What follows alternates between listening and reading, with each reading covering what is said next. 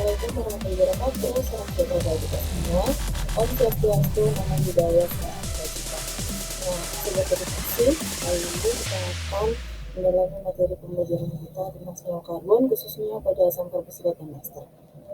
Kalau di minggu kemarin kita sudah mempelajari tentang aldehyat dan keton, kini kita akan masuk dan belajar lagi mendalami asam karboksila dan ester. Nah, sebelumnya boleh di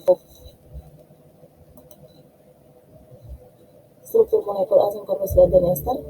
Nah, ini adalah struktur perbedaan dari asam karboksila dan ester. Boleh dibandingkan antara struktur molekul asam karboksila dan ester, baik itu struktur molekulnya, gugus fungsi, maupun juga contoh dan nama dari senyawa-senyawa asam karboksila dan ester. Di sini kalau kita lihat rumus molekulnya adalah CnH2nO2, dan ini sama antara asam karboksila dan juga ester. Untuk golongan asam karboksilat biasanya dengan nama Yupaknya adalah asam alkanoat, sedangkan untuk esternya dikenal dengan nama Yupaknya adalah alkil alkanoat. Kita lihat untuk struktur molekulnya. Ketika melihat struktur molekulnya, nah di sini ada RCO rangkap 2 OH ya, dan satu atom H-nya digantikan dengan R atau alkil, dan ini dimiliki oleh struktur molekul ester ya. Inilah yang membuat sehingga keduanya ini merupakan gugus fungsi atau isomer fungsi. Artinya apa? Rumus molekul boleh sama, tetapi struktur mereka akan berbeda. Dengan gugus fungsi yang ada di sini adalah CO rangkap 2 OH dan juga CO rangkap 2 OR ya. Berikutnya untuk contoh dan nama, di sini ada contoh asam propanoat. Bagaimana memberi nama dari asam propanoat ini? Nah, untuk asam karboksilat biasanya penamaannya akan diberi nama depannya adalah asam. Ini ya, H menunjukkan ciri dari asam. Kemudian nama belakangnya alkanoat ini diambil berdasarkan banyaknya atom C yang ada pada senyawa tersebut, senyawa alkanoat tersebut. Yaitu karena di sini ada 1, 2, 3, maka ada 3 atom C yang ada pada senyawa ini. Sehingga kalau jumlah atom C-nya 3 berarti namanya propa. Kemudian gugus fungsi noatnya di situ sehingga diberi akhiran noat, maka namanya adalah asam propanoat. Sedangkan kalau yang untuk alkanoat atau ester ya, di sini karena alkilnya ada 2, maka harus kita pisahkan mana yang termasuk alkil, mana yang termasuk gugus alkanoat, maka senyawa alkanoatnya. Caranya gampang, yaitu cukup kita lihat banyaknya atom C yang ada pada masing-masing senyawa. Kalau misalnya sebelumnya itu atau dibatasi dengan gugus fungsi, maka kalau misalnya jumlah atom C-nya sedikit, maka itu adalah cabang atau alkil, dan jika jumlah atom C-nya banyak pada senyawa tersebut, maka namanya adalah alkanoat ya. Jadi karena di sini untuk cabang atau alkilnya itu kita pilih atom C yang ini, CH3 yang berkaitan dengan O ya, karena memang di sini jumlah atom C-nya hanya 1. Sedangkan untuk alkanoatnya kita pilih yang propanoat 1, 2, 3, karena ada 3 atom C selanjutnya, sehingga namanya adalah metil propanoat. Oke, next. Iya, ini contohnya, silakan boleh didiskusikan.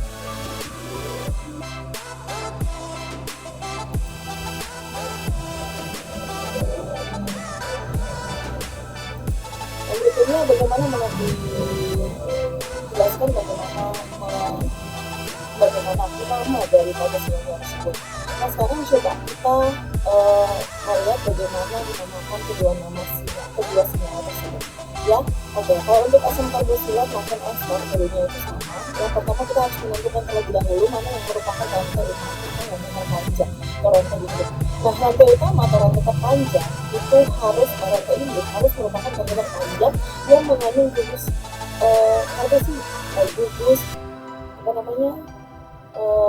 gugus fungsinya ya, harus ada mengandung gugus fungsi yaitu COO ya.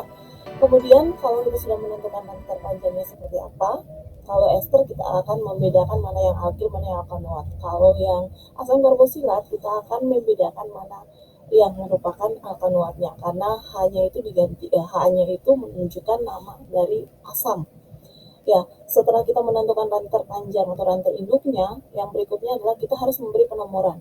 Beri penomoran. Bagaimana cara memberi penomoran? Penomoran dimulai dari atom C yang dekat dengan gugus fungsi.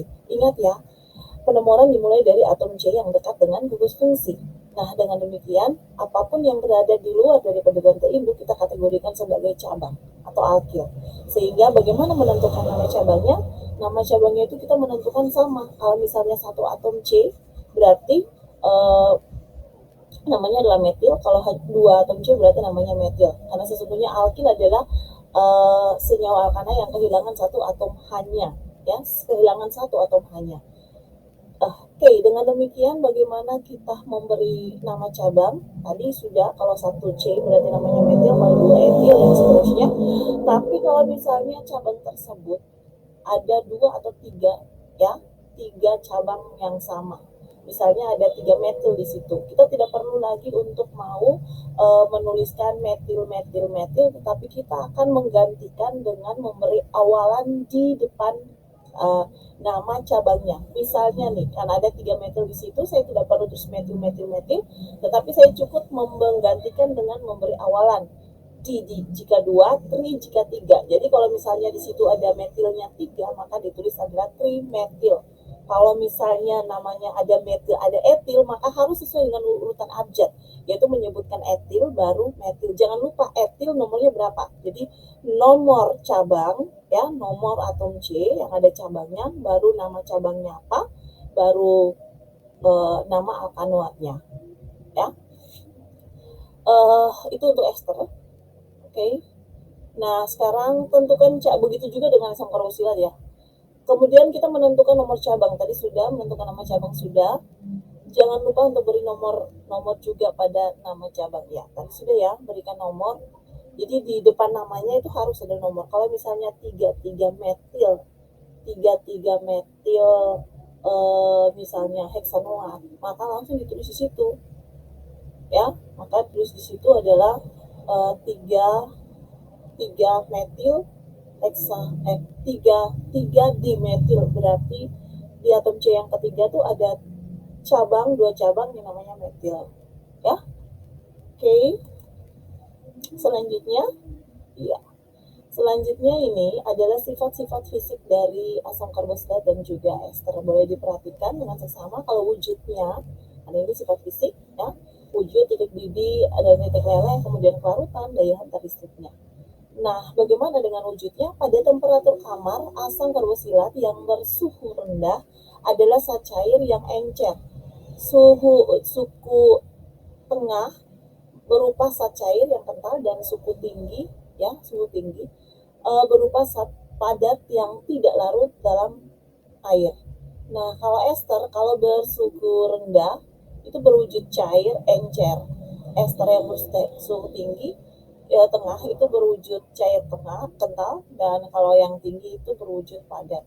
Nah, untuk titik didihnya dan titik lelehnya, itu titik didih dan titik leleh asam karboksilat itu relatif lebih tinggi karena kuatnya tarik menarik antar molekul, bahkan lebih tinggi dari alkohol yang bersesuaian. Sedangkan kalau untuk ester itu titik didih dan titik lelehnya itu rendah karena tidak memiliki ikatan hidrogen. Nah, next, untuk kelarutannya, asam karboksilat suhu rendah dapat larut dalam air, tetapi asam karboksilat yang bersuhu yang lebih tinggi itu suka larut di dalam air. Begitupun juga kalau ester bersuhu rendah itu sedikit larut, sedangkan yang ester bersuhu tinggi itu makin mudah larut.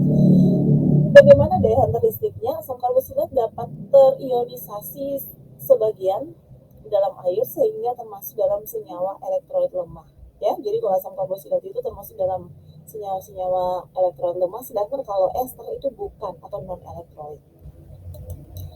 Berikutnya adalah sifat kimianya. Oke, boleh diamati sifat kimianya seperti apa. Ini variabel sifat kimianya, ada ikatan hidrogen, ada kepolaran, ada kereaktifan, dan juga ada uji identifikasi. Nah, kalau untuk ikatan hidrogen di dalam asam karboksilat maupun ester, kalau asam karboksilat itu mempunyai ikatan hidrogen sesamanya dan dapat diberikan secara ikatan hidrogen dengan molekul air. Sedangkan kalau ester itu tidak terdapat ikatan hidrogen, tetapi ada ikatan van der Waals-nya. Kalau kepolarannya itu kalau asam karboksilat mempunyai gugus hidroksil yang bersifat polar sehingga asam karboksilat bersifat polar. Sedangkan kalau untuk esternya atau alkil alkanoatnya itu dia cenderung untuk bersifat polar pada suhu rendah, sedangkan kalau suhu tinggi itu hampir non polar, ya. Bagaimana kereaktifannya? Kereaktifan asam karboksilat itu merupakan asam lemah dan makin lemah untuk suhu yang lebih tinggi. Sedangkan ester itu kurang reaktif. Bagaimana dengan uji identifikasi? Nah, untuk uji identifikasi ini menggunakan, kalau asam karboksilat itu menggunakan indikator asam basah. Jadi kalau keduanya ini menggunakan indikator asam basah, kalau misalnya di dalamnya itu ada merupakan asam karboksilat, maka dia akan menunjukkan pH asam. Sifat asamnya itu akan kelihatan. Maka ditujukan dengan adanya pH asam di bawah dari 7. Kalau misalnya ester atau alkil alkanoat itu dia akan lebih cenderung ketika menggunakan indikator asam basah itu akan cenderung menunjukkan sifat netral, berarti pH-nya adalah pH 7. Oke, ini bisa dilihat bagaimana reaksi-reaksi asam karboksilat. Nah, di sini untuk reaksi penyambunan atau reaksi dengan basa, ya kita lihat asam karboksilat direaksikan dengan natrium hidroksida maka akan menghasilkan natrium alkanoat ditambah dengan air. Sedangkan kalau untuk reaksi dengan PCl5 maka akan menghasilkan HCOHL dan POCl3 ditambah dengan HCl. Kemudian ada reaksi dengan amoniak, ya, maka akan menghasilkan amida dan air. Bagaimana dengan reaksi dengan Cl2? Nah, kalau reaksinya dengan Cl2 maka itu akan menghasilkan asam 2 monokloropropanoat dan HCl, ya. Ini bisa dilihat, ini contohnya adalah 1 2 3, berarti ini asam propanoat. Asam propanoat direaksikan dengan HCl maka akan menghasilkan asam 2 monokloropropanoat ditambah dengan HCl. Oke, next. Untuk reaksi ester itu ada dua, ada proses hidrolisis dalam suasana asam, di mana kalau ester itu sendiri, ketika ester itu dihidrolisis atau direaksikan dengan air, maka hasil reaksinya itu akan menghasilkan asam karboksilat dan alkohol, ya. Jadi sesungguhnya proses atau reaksi hidrolisis dari ester dalam suasana asam itu akan menghasilkan asam karboksilat dan alkohol. Sedangkan untuk proses hidrolisis dalam suasana basa itu akan menghasilkan ion karboksilat dan alkohol. Jadi intinya dalam menghasilkan alkohol dari ester itu boleh, ya, ketika mengalami hidrolisis baik itu dalam suasana asam maupun dalam suasana basa. Berikutnya adalah sintesis atau pembuatan. Nah, pembuatan asam karboksilat. Oke, ada caranya adalah oksidasi alkohol primer.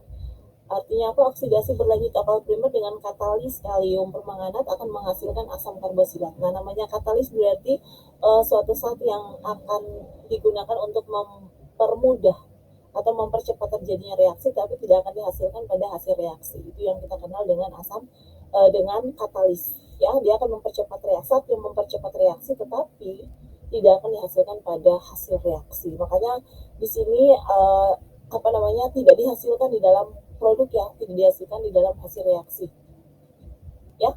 Jadi yang tadinya dari alkohol primer ini etanol ketika dioksidasi maka akan menghasilkan yang namanya etanoat, ya, akan dihasilkan asam etanoat. Sedangkan untuk pembuatan ester itu dari asam karboksilat dan alkohol itu akan menghasilkan ester, ya, ester dan H2O. Ini ada 2SO4-nya di sini, berarti ada 2SO4-nya mungkin juga sebagai katalis untuk bisa mempercepat terjadinya reaksi. Nah, ini ada tugas untuk kalian, silahkan boleh untuk menambah pemahaman kalian terkait dengan materi pembelajaran kita, yaitu tugasnya adalah tuliskan kegunaan dari senyawa karbon dalam hal ini asam karboksilat dan ester dalam kehidupan. Oke, tugas ini akan segera dikumpulkan, bisa dibuat dalam berbagai bentuk, ya, dalam berbagai bentuk, mau dalam bentuk video presentasi maupun juga dalam bentuk PPT atau dalam bentuk bahan presentasi, dalam bentuk infografis, clipping dan sebagainya, ya. Saya tunggu karena akan dikirimkan di assignment. Ini adalah tugas untuk kalian bisa menyelesaikan tugasnya. Diharapkan untuk minggu depannya kalian bisa menyelesaikan kita boleh ada dalam sesi presentasi untuk belajar bersama, memahami apakah kalian sudah mampu untuk bisa bagaimana menyelesaikan tugas-tugas, menyelesaikan latihan-latihan soal ya tentang asam karbosilat ini dengan asam karbosilat maupun ester itu dengan baik, benar dan tepat. Ya, di sini ada latihan soal. Yang pertama itu diminta untuk menggambarkan struktur dari senyawa-senyawa berikut. Nah, di sini ada asam 3-metil 2-hidroksipentanoat, kemudian ada di isopropil ester atau isopropil isobutanoat, dan hasil reaksi antara etanol dan dengan asam asetat. Kemudian ada isomer asam butanoat. Jadi di sini untuk isomer asam butanoat kalian diminta untuk dapat menggambarkan kemungkinan besar struktur-struktur yang dapat terbentuk dari asam butanoat ini atau isomer asam butanoat ini. Ya, oke, kira-kira seperti itu tugas kalian untuk bisa kalian kerjakan untuk proses latihan ya dalam menambah pemahaman kalian tentunya. Baik, terima kasih untuk semuanya. Saya berharap untuk semuanya bisa mengumpulkan tugas tepat pada waktu, dan jika tidak memahami boleh ditanyakan nanti di kolom chat pembelajaran kita. Akhir kata, wabillahi taufiq wal hidayah. Assalamualaikum warahmatullahi wabarakatuh.